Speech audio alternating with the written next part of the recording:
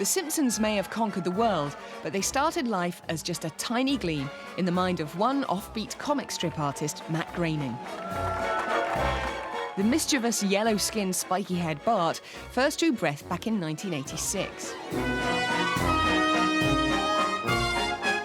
Before The Simpsons walked the earth, Matt's only other taste of success had been as the creator of an underground comic strip, Life in Hell. But he always knew that one day television would come calling. I was waiting. When is Hollywood going to call me up? Come on, I'm doing this weekly comic strip, and finally, ring, ring, ring, it's James L. Brooks, who loves my strip Life in Hell, and he gives me my first job on the Tracy Ullman Show doing animation. And he said, you can do whatever you want. We were looking for, we call them bumpers, which go between the acts, and we decided nobody ever tried to make them entertaining, so we tried to make them entertaining.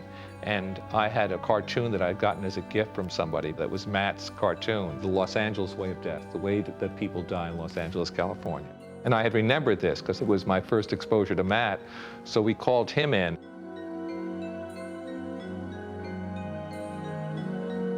Well, The Simpsons really began in the 15 minutes that I had to prepare for a meeting with Jim Brooks to present him with my ideas.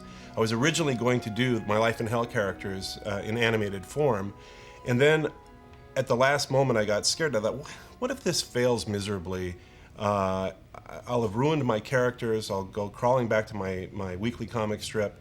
So I decided to make up new characters on the spot, hence The Simpsons, named after my own family. I wasn't particularly feeling creative in that 15 minutes, so I quickly named them after my own family. I do have a father named Homer, a mother named Margaret. Marge is close. I thought Marge was a slightly funnier name, and I have two younger sisters, Lisa and Maggie. I thought if I made the main kid Matt, that would be a little too obvious, so I changed him to Bart. If you want to know why the early Simpsons on the Tracy Ullman Show look so weird, it's because I didn't know what I was doing. I just would draw little sketches to give to the animators. I thought they were going to clean them up and make them look like professional cartoons. It turns out that all they were doing was tracing my drawings.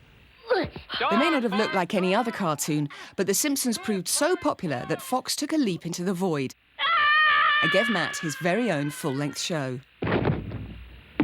To air The Simpsons, Fox had to commit $10 million to produce 13 episodes before they saw a single one.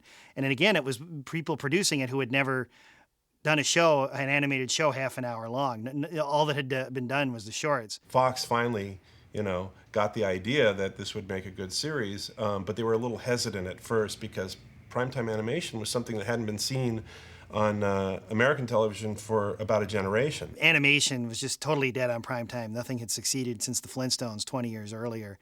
And what encouraged me about the show was that it was James Brooks and Sam Simon, Matt Groening were really talented. The stories that they were already working out seemed hilarious, and the characters were great. The shorts were really funny.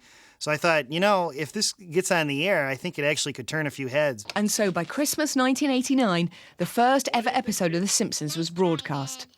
And it turned more than a few heads. Here was something that was smart and funny and hip and original and reminded us that something that's really family entertainment will appeal to the least sophisticated member of the audience and the most sophisticated member of the audience on different levels. This was just what the upstart Fox network needed, a completely unexpected hit. It put them on the map, as well as creating a bonanza for the spin-off industry. One of the most delightful aspects of Simpsons mania in the early 1990s was how many different groups appropriated Bart Simpson. There were black Bart t-shirts. There was a t-shirt with Bart shaking hands with Nelson Mandela. There were Irish Bart t-shirts. There were Mexican Bart t-shirts. There were vegetarian Bart t-shirts that said, "Don't eat a cow, man." There were pro-Gulf War t-shirts with Bart standing on Saddam Hussein's head. There were anti-war t-shirts with Bart protesting the war. It was amazing how many people could take this cute little guy and make him their own. Perfecto! Everybody smile. I'm going to set the automatic timer.